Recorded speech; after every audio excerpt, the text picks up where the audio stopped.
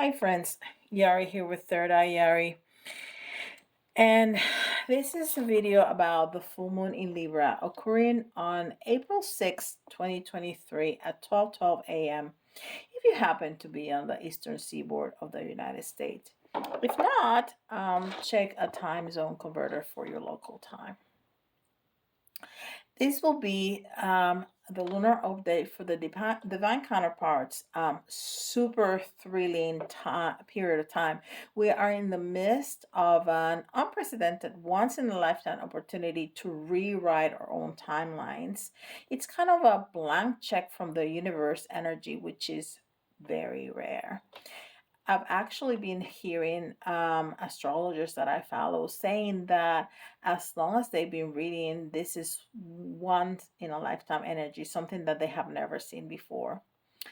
The scope of this passageway is most potent and focused on love and an opportunity to create whatever is what you want in love. The full moon in Libra that we got going on right now is part of a longer period of time that moves through the solar eclipse and the Mercury retrograde. The solar eclipse coming on April 21st and Mercury retrograde we're in the pre-phase as of April the 7th, and it goes to the post-phase and concludes May 31st. So Mercury retrograde is going to be 8 weeks, 2 full months. This is not something that we should fear.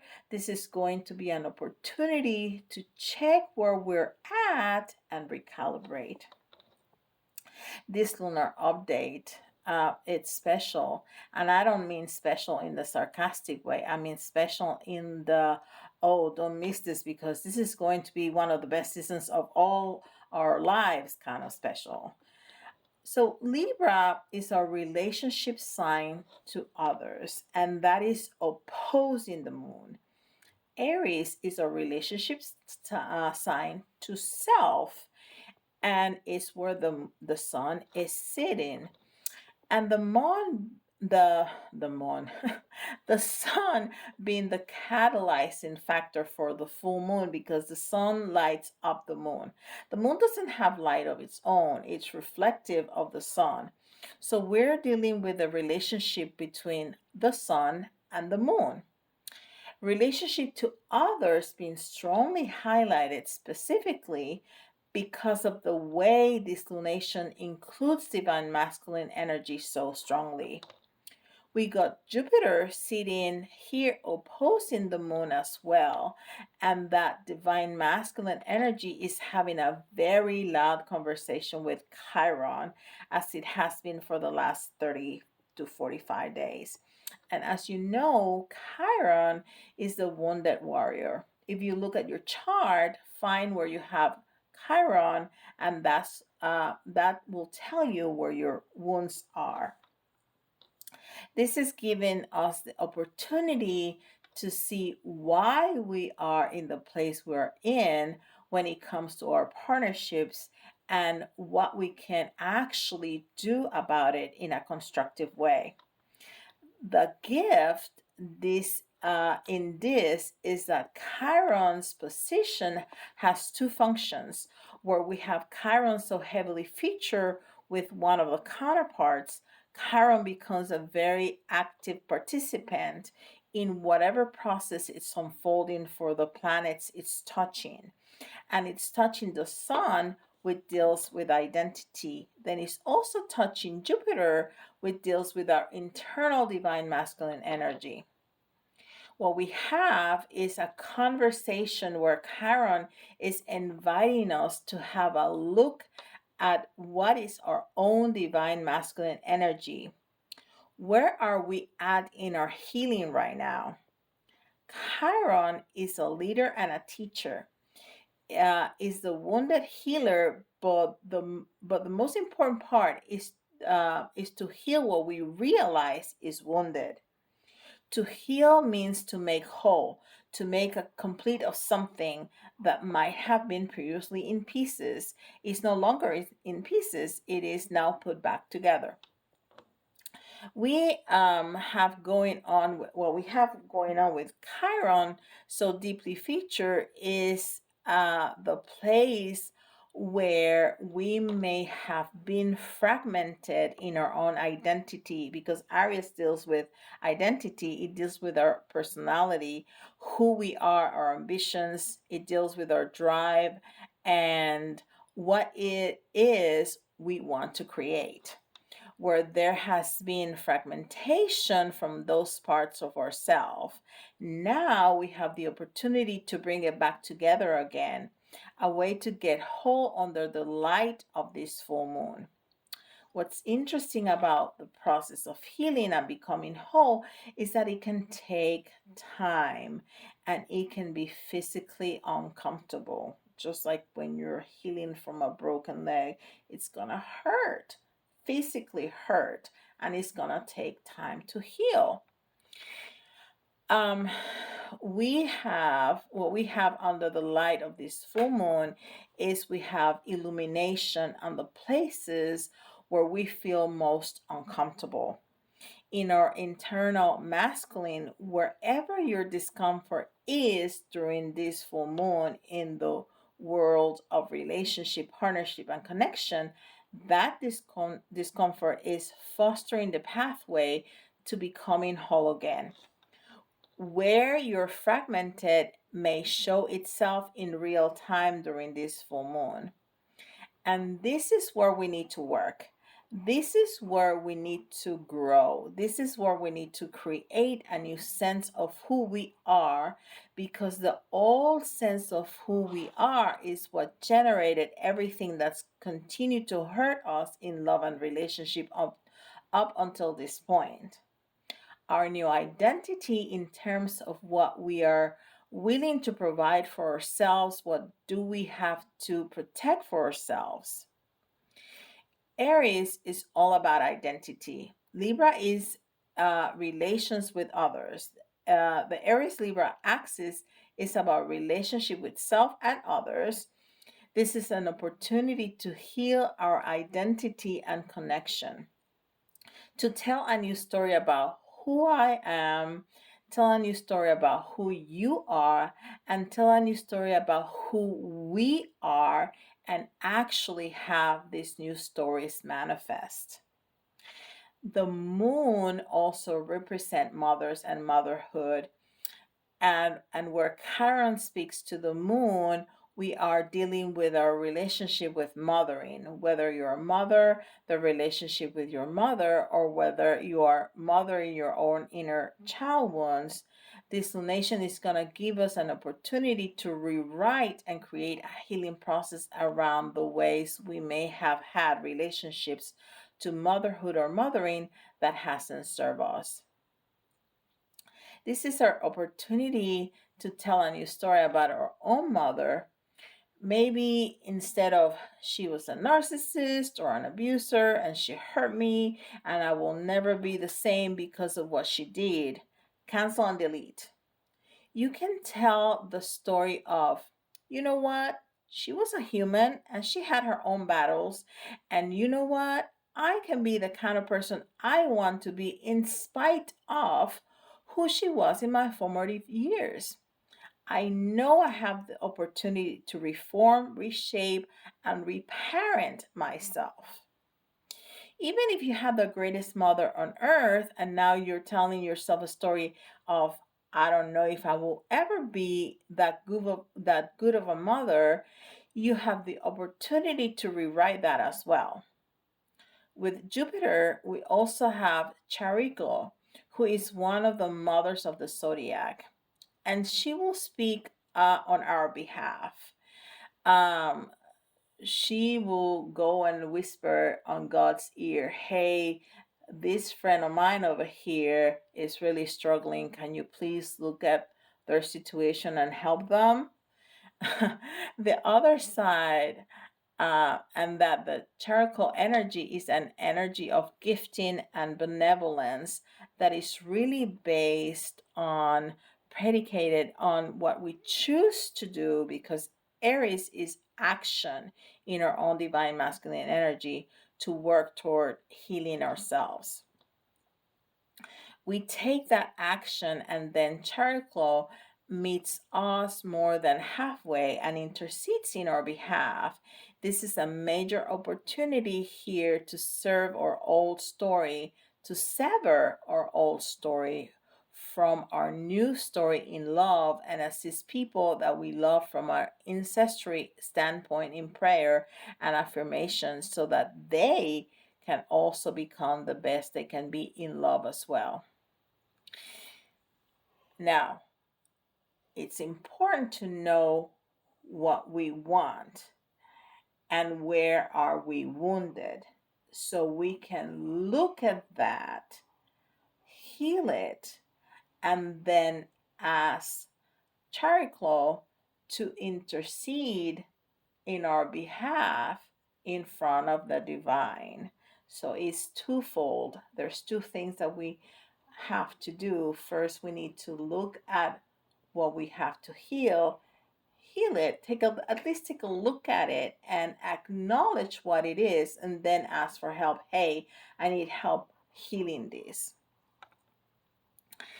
Um, Now, again, there is a real need to be focused on what you want in connections and not what you don't want. Don't focus on, I don't want this, I don't want that. Focus on, this is what I do want. Okay? There is a significant period of release. There was a significant period of release and purge that we had last year. We did that with the Divine Feminine the last few months. Well, since the middle of the year, there was a lot of releasing and purging, and then the last 3 or 4 months the universe was kind of pushing all of that in our face. So we kept saying, let go of what no longer serves you, let go of what no longer serves you. Now we have the Divine Feminine on the opposite side of the chart, speaking with the North Node in Taurus. This is a period of re-emergence, rebirth, for both counterparts, where she's speaking from Pisces to the Scorpio South Node last year. There was a lot of release and purge. Now she's sitting in Taurus in the North, speaking with the North Node, opening up new pathways in our feminine energy. Now we did a bunch of cleaning out. Now we can feel back up, and the feeling up is really based on the new story do you want to tell yourself about love and commitment. We also have Uranus, which is the hand of the divine, the quantum leap forward, the original divine counterpart.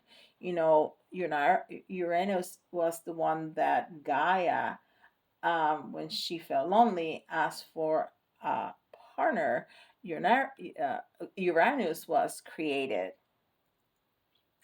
Um, we got her sitting now um, in both of these, creating new timelines forward in the divine energy field. We also got Venus in the North Node and Uranus. They've been in this conversation for about 4 weeks now. This conversation has come to a head with Juno and Uranus connecting also with Pluto, and Pluto represents transformation. Pluto is the movement of death, afterlife, rebirth, that alchemical cycle. Pluto is like the death card in tarot. Pluto is all about transformation. They're all speaking in harmony to Pluto, a complete receptivity, a complete change in receptivity to one another in connection through the divine feminine energy. Where we were previously in a time of letting out, now we're in a time of letting back in. This is going to mean several different things for several different counterparts.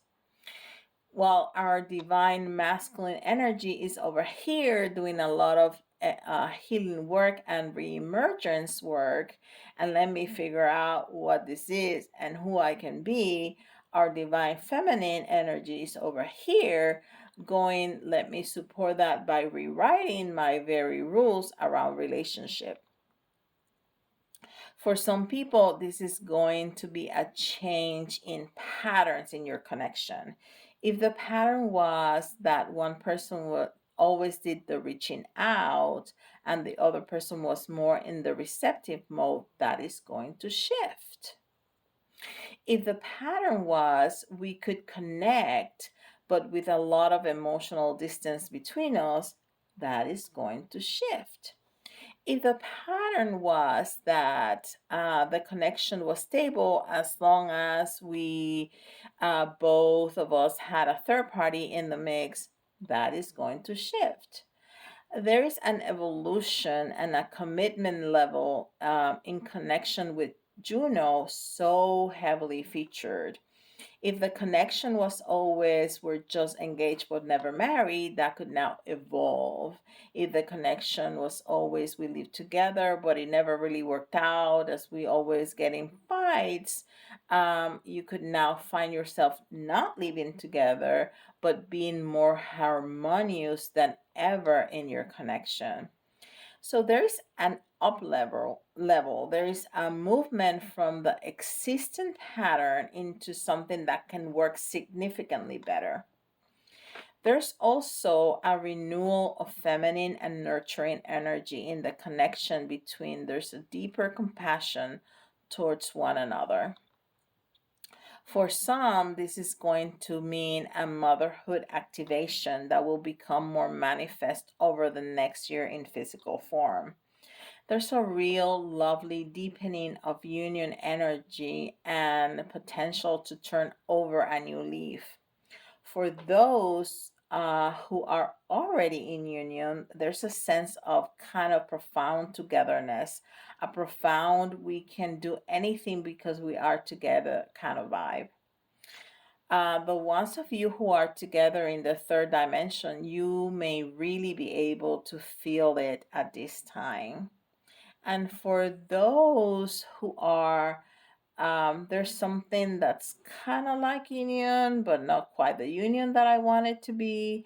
There's communication, but I want it to be all these other things. This is a real opportunity for those of you who would like things to be different in a different place to really get laser focused on manifesting these changes.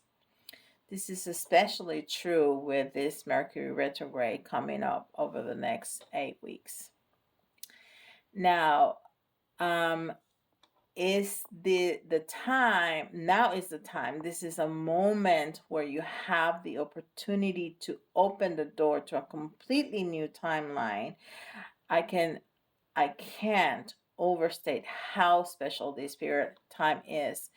Uh, if this is something you want to really rewrite for yourself, we should probably have a conversation. Allow me to take a look at the cards for you and your chart, and let me see what the patterns are in love for you and what the options are for getting into a higher vibrational frequency in your particular blueprint about around love and connections. So my calendar is definitely open. Get in before the eclipse, which is on April 20th, because that period of time, everything between now and then, and just around that period into the beginning of May, it's going to be potent, potent, potent. Like truly, you can like bitty bee, bitty bee, boppity boo. Like wave a magic wand. Honestly, it's a different kind of magic that is really allowing prayers answer in a way that they have never been before. um it's like work up to until now, and in this kind of moment that work can really pay off. So do any type of feminine manifestation that you know how to, any kind of ritual and practice you know how to. For those of you who really understand how to work prayer, work prayer. So, well, my friends, I hope this helps. And if you need any assistance, please do not hesitate to schedule some time with me so we can figure out the best way for you to specifically know how to proceed. Don't forget, like and subscribe. And with that, I'll see you all tomorrow. Bye, guys. Love and light.